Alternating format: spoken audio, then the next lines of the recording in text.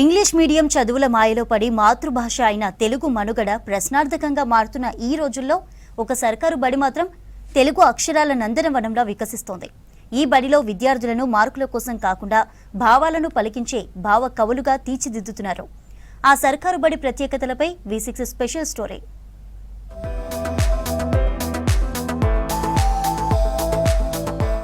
మెదక్ జిల్లా కొల్చారం మండలం Rangampeta ZP high school కేవలం పాఠాలు చెప్పే స్కూల్ మాత్రమే కాదు, భావితరాల కవులను తీర్చిదిద్దుతున్న అక్షరాల ఆలయంగా మారింది. మాతృభాష తెలుగును సరిగ్గా మాట్లాడడమే కష్టంగా మారుతున్న ఈ రోజుల్లో ఈ స్కూల్ పిల్లలు మాత్రం కవితలతో కదం తొక్కుతున్నారు. ఈ మార్పుకు కారణం తెలుగు టీచర్ నర్సింగోజీ నరేష్ చారి. 2018లో ఈ పాఠశాలకు బదిలీపై వచ్చిన ఆయన విద్యార్థుల్లో తెలుగు భాషపై మక్కువ పెంచేందుకు సరికొత్త మార్గాలు ఎంచుకున్నారు. విద్యార్థులు తెలుగు పాఠ్య పుస్తకాలకే పరిమితం కాకుండా గొప్ప కవుల రచనలను పిల్లలకు పరిచయం చేశారు. ఆ పిల్లల యొక్క భావం, వాళ్ళ యొక్క సాహిత్య నైపుణ్యం కానీ, వారి యొక్క భాషా విధానం కానీ చూసి ఈ ప్రాంతానికే ఈ కవులను తయారు చేసేటటువంటి ఒక ఈ నీటి ప్రభావం ఇప్పుడు ఉన్నటువంటి భాష ఉపాధ్యాయులందరూ కూడా పిల్లల యొక్క ప్రోత్సహిస్తూ కవిత్వాలు రాయటం. 300కు పైగా పద్యాలు చెప్పేటటువంటి పిల్లలు ఈ పాఠశాలలో చాలామంది ఉన్నారు. మంచి నైపుణ్యంతో కవిత్వం రాయటం, వాటన్నిటికీ మనం ఒక రూపకల్పన చేయాలనేటటువంటి ఉద్దేశంతోనే గత మార్చి 11వ తారీఖు నాడు ఈ సంకలనాన్ని తీసుకొచ్చినాం. రవీంద్రనాథ్ ఠాగూర్ రచించిన గీతాంజలి, శ్రీశ్రీ రాసిన మహాప్రస్థానం, సినారే, విశ్వంభర వంటి కావ్యాల ద్వారా భావ వ్యక్తీకరణకు బాటలు వేశారు. నందిని సిద్ధారెడ్డి, అలిశెట్టి ప్రభాకర్ వంటి ప్రజా కవుల శైలిని వివరించి కవితా వస్తువును ఎలా ఎంచుకోవాలో విద్యార్థులకు నేర్పించారు నరేష్ చారి. ప్రకృతి నుంచి సామాజిక సమస్యల వరకు ప్రతి అంశంపై విద్యార్థులు కలం పట్టేలా ప్రోత్సహించారు. దీంతో వారి సృజనాత్మకత వికసించి విద్యార్థుల్లో కవిత్వం పట్ల ఆసక్తి పెరిగింది. ఇక్కడ జెడ్పీహెచ్ఎస్ రంగంపేట పాఠశాలలో 2018లో ఇక్కడికి తెలుగు ఉపాధ్యాయుడిగా వచ్చాను. వచ్చిన తర్వాత కొత్తలో ఫస్ట్ బాగా చదివే పిల్లలు, మధ్యస్థంగా చదివే పిల్లలు, ఏం చదివరాని పిల్లలు, ఈ 3 భాగాలుగా విభజించేసి బాగా చదివే పిల్లలకి ఈ కవిత్వం రాయడం, కథలు రాయడం, పాటలు రాయడం అనే ప్రక్రియలపైన కొంచెం దృష్టి సారించాను. ఇవి కూడా మనం దాంతో కార్యక్రమాలతో పాటుగానే ఇవి కూడా కొనసాగించాను. ఎందుకంటే తెలుగులో చివరికి ఉంటుంది క్రియేటివ్ రైటింగ్లో, అందులో భాగంగానే ఇవి చేయించాను. ఈ కృషి ఫలితంగానే వెలుగు రేఖలు అనే కవితా సంకలనం వెలుగులోకి వచ్చింది.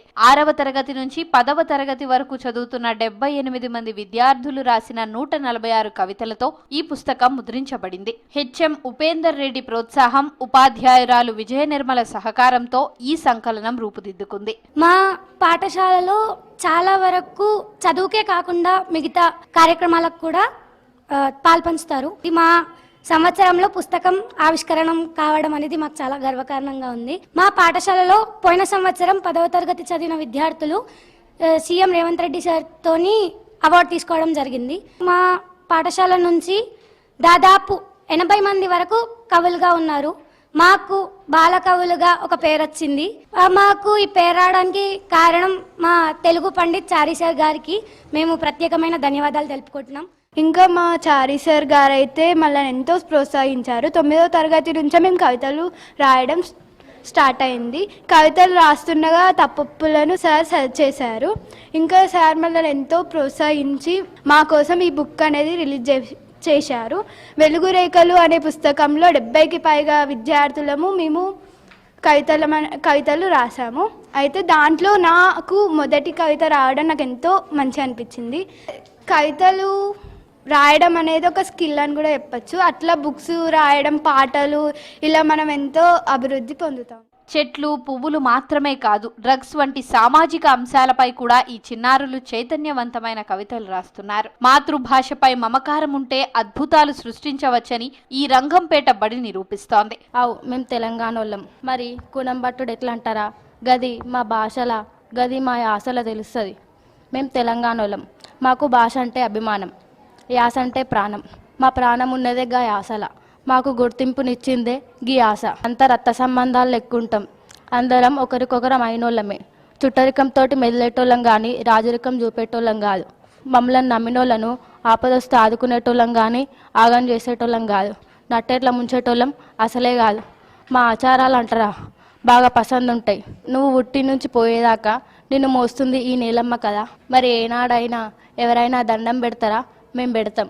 నువ్వు బతకడానికి గాలినిచ్చే ఈ చెట్లు కదా, మరి ఏనాడైనా వాటిని యాది చేసుకున్నావా? మేము 3 పూటలా కట్టి పూజలు చేస్తాం. ఏడన్నా చూసి రగి ఈ చిత్రం, మేము పువ్వులను కూడా పూజిస్తాం. రాళ్ళల్లో దేవులను చూసేటోళ్ళం, బోనం పెట్టేటోళ్ళం. ఇక మనుషులలో చూడమ్మా, కవులే లేరు మీ గడ్డ మీద అని అన్నోడి ముక్కు మీద ఏలు పడేటట్టు అబ్బురపరిచే కవులకు పురుడు పోసింది మా తెలంగాణ.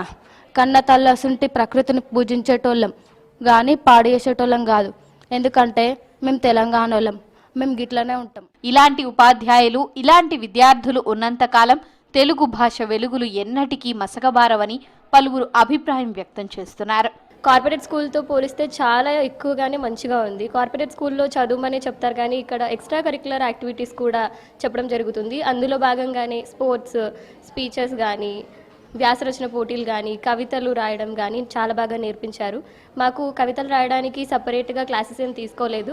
మా నరేష్చారి సార్ గారి ప్రోత్సాహం వల్ల మేము రాయడానికి ఇంట్రెస్ట్ చూపించినప్పుడు వారి ఇంటికి వెళ్ళి కొద్దిసేపు నేర్చుకోవడమో, లేదంటే సార్కి ఖాళీ టైం ఉన్నప్పుడు, లేదో మాకు ఖాళీ టైం ఉన్నప్పుడు మేము నేర్చుకోవడం జరిగింది. మార్కుల వేటలో పడి మాతృభాషను మర్చిపోతున్న ఈ కాలంలో అక్షర సేద్యం చేస్తూ తెలుగు తోటను సాకుతున్న నరేష్ చారి సంకల్పం నిజంగా అభినందనీయమని పలువురు చెబుతున్నారు. ఈ బాల కవులే రేపటి తరానికి దిశానిర్దేశం చేసే నిజమైన వెలుగురేఖలుగా నిలుస్తారని పలువురు తమ అభిప్రాయం వ్యక్తం చేస్తున్నారు.